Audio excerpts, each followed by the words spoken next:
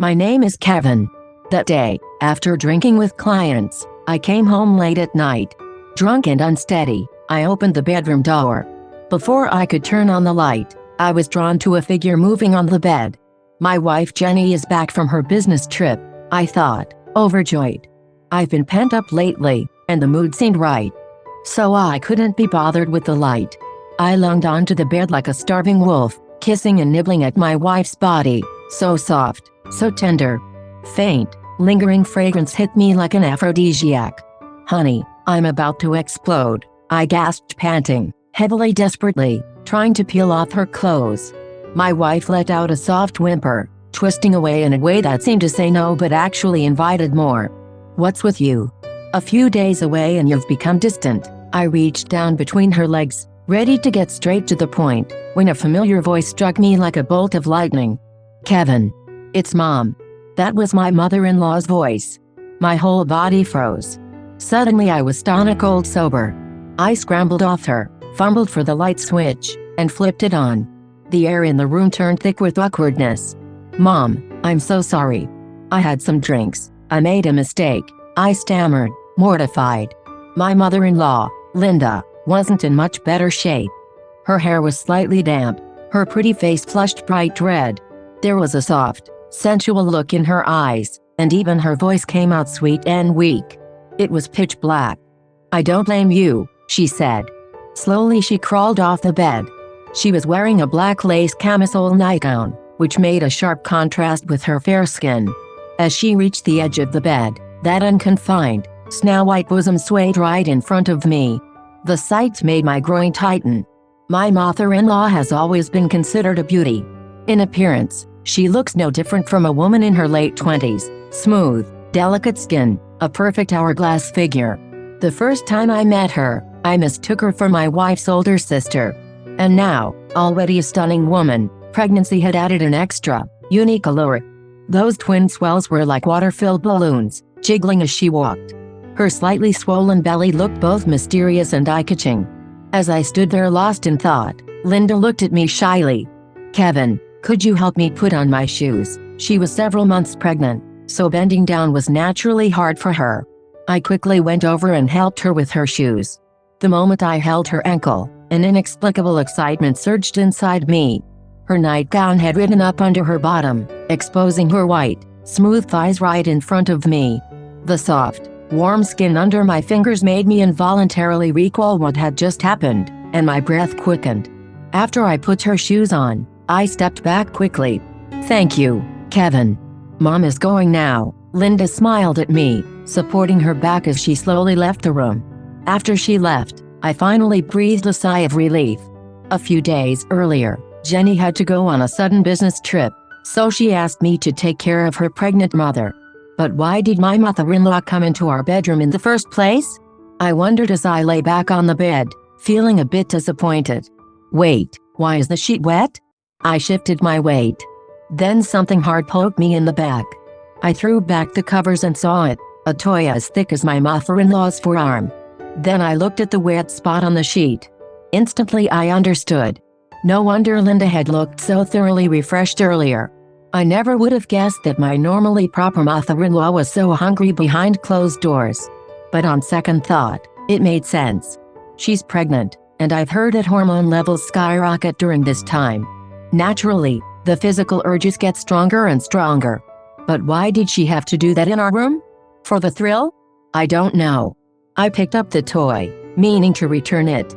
If she got too desperate in the middle of the night, I couldn't take responsibility for that. But would it be appropriate for me, her son-in-law, to do that?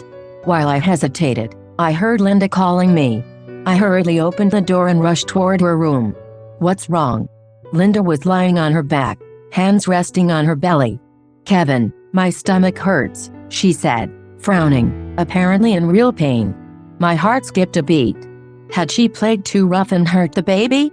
I had no experience with this kind of thing. I nervously went to the bedside, trying to pull her up. Mom, we need to go to the hospital. But Linda shook her head. No hospital. Just rub it for me. With that, she simply lifted her nightgown, exposing her belly, round as a hill. And underneath, she was wearing nothing but a black thong. My eyes heated up. I quickly looked away, asking uncertainly, "Mom, are you sure that's okay? Just try it, hurry." Her voice sounded tearful, as if she were in great pain. I gritted my teeth, steeled myself, and put my hand on her belly. I rubbed in gentle circles, watching her reaction closely. Her frown gradually smoothed out. Her eyes were closed, her expression relaxed. "How does that feel?" "Don't stop," she murmured, her lips slightly parted. I kept circling her belly as she'd asked. Before long, I noticed a change. Her chest was rising and falling noticeably. She frowned again, but this time her expression was hard to read, pleasure or pain. Then a broken moan escaped her lips. I snapped back to reality. The skin under my hand felt as if it were on fire. The way she was getting aroused excited me unbearably. I licked my lips. A wave of heat rushed uncontrollably to my lower belly.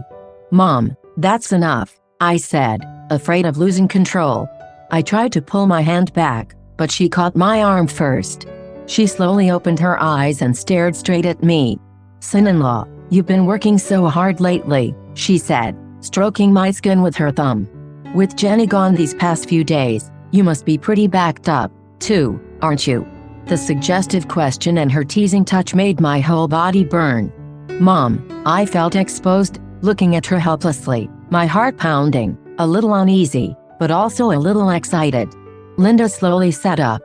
Looking embarrassed, she said, "Son-in-law, if you really can't hold it in, that's okay. Mom can help you. And honestly, I'm pretty desperate myself." Her voice was barely audible. Her words exploded in my head. Help me, did she mean what I thought she meant?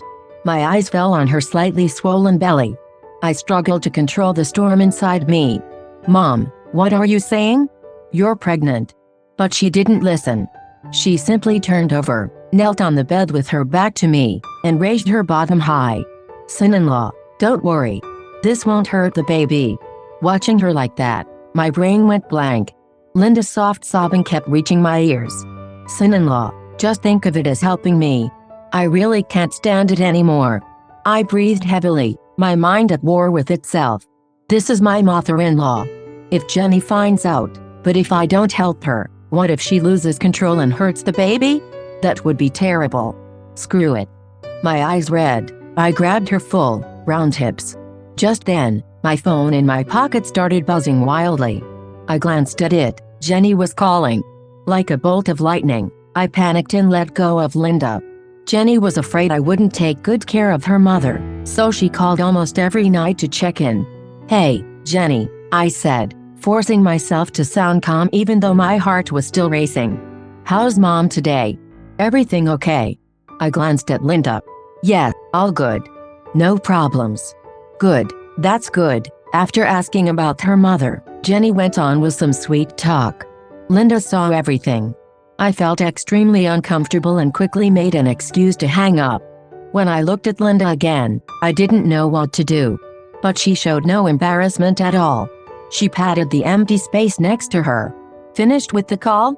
Then come over." My heart leaped. Is she really this crazy? I thought we had both just been carried away by the moment. Jenny's interruption had pulled me back to reality.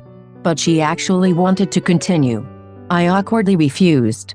"Mom, since you're okay now, you should get some rest. I'm going back to my room." Just as I turned to leave, Linda called me back, clearly annoyed. "You're just going to leave like that?" Seeing that she wouldn't let me go without an explanation, I reluctantly walked back to her. "Mom, I'm sorry. I had some drinks. I wasn't thinking straight." Linda looked hurt, but quickly regained her composure. She grabbed my arm. "It doesn't matter whether you were drunk or sober." I pulled my hand back. "Mom, we can't do this. Nobody will know. It's just the two of us. Jenny won't find out." She crawled to the edge of the bed and tugged at my clothes again, raising her head to give me a pitiful, pleading look. "Mom, really, we can't." I held my breath, my whole body stretched to the breaking point. If I stayed any longer, I wouldn't trust my own willpower. I pushed her hands away. The moment I turned, I heard a thud, followed by Linda's piercing scream. I panicked. Looking back, I saw her lying on the floor, face down. "Mom, are you okay?" I rushed to help her up. As I crouched down, I smelled something sharp and metallic, blood. Trembling, I lifted the hem of her nightgown. A thick stream of blood was trickling down her pale thigh. Son-in-law, call an ambulance. Linda was clutching her belly, her face twisted in pain. Watching her being rushed into the emergency room, I was completely stunned. I couldn't believe this had really happened. How was I going to explain any of this to Jenny? When Jenny heard the news, she tore into me over the phone. I asked you to take care of my mom, and this is how you do it? You literally sent her to the hospital. How useless can you be? I didn't say a word, letting her vent. Silently I prayed that Linda would be all right. After cursing me out, Jenny said coldly, "What's done is done. Yelling at you won't help. Just take good care of mom. No more accidents until I get back." I don't know how long I waited. Finally, Linda was wheeled out. Seeing her pale face, I felt overwhelming guilt. Luckily, the baby was still there, though the situation was still unstable and required hospitalization. To make it up to her, I took a few days off work and stayed by her side, never leaving. One day, while I was peeling fruit for her, a man burst angrily into the room. He looked to be in his 40s, tall and strong. Before I could get a good look, he grabbed me by the collar, glaring. "You're the one who almost killed my child." He pulled back his fist to punch me, but Linda stopped him. Then I understood. This must be Linda's boyfriend, the baby's father. "I'm sorry," I apologized. The man snorted. "Don't think being her son-in-law gets you off the hook. I'll cover all of mom's medical expenses." But he wasn't satisfied. "Don't think just paying the hospital bill makes it all right. Give me another $30,000 in compensation." I looked at Linda, weak in the hospital bed, and nodded. This did involve me. And the money would go to my mother-in-law anyway, so it wasn't a loss. "Fine. I'll also pay mom for emotional distress and nutrition. After she's discharged, I'll keep taking care of her." Even after I agreed, the man still acted like he couldn't stand me. I left the room on my own, giving him and Linda some space. The day Linda was discharged, I went to settle her medical bills. When I came back to the ward, I heard arguing in the hallway, Linda and the man. "Hurry up and get your son-in-law to pay up," he said. Linda sounded hesitant. "Forget it. This wasn't really his fault." Then the man's angry voice, "What's your problem? I told you to get rid of the baby on purpose. Now the baby's still here, so at least get the money. And you don't even want to do that? I needed money to pay off my debts." "But it's your child." Linda's voice was tearful. "Child? It's nothing but a burden." He paused. "The day I told you to fall on purpose, I thought it would work. Now you're telling me you regret it." I stood there, my chest heaving. From their conversation, I pieced it together. Linda was pregnant, but the man didn't want the baby. So he convinced her to fake a fall to miscarry, then extort money from me to pay off his debts. What a beast. My fists clenched, my teeth grinding. But how could Linda go along with it? Before I could think further, I heard Linda cry out in pain. The man was threatening her. "If you don't do what I say, I'll leak all those videos of you." I stepped forward. What I saw made my blood boil. The man was actually punching and kicking Linda's belly. "You animal," I shouted, my head hot with rage. I threw a punch and knocked him to the ground. But in the end, Linda's baby couldn't be saved. The doctor said the man had hit her too hard. The baby was lost. Linda finally gave up on him. No matter how he begged, she refused to see him again. In the end, both the man and I were taken to the police station. After questioning, the police gave me a warning, but the man was detained for assault. The videos were also ordered deleted. Because the whole thing blew up, Jenny came back early. After learning the whole story, she couldn't believe it. "Mom, how could you be so foolish? Hurting yourself for a man like that?" Then Jenny told me something I hadn't known. She wasn't Linda's biological daughter. Linda had never been able to get pregnant, so she adopted Jenny. Now that she finally had a child of her own, she had let that man talk her into aborting it. Linda covered her face and sobbed, heartbroken and full of shame. She told us that on one hand, the man was blackmailing her with the videos. On the other hand, she had been so lonely, that was why she had fallen for his sweet talk.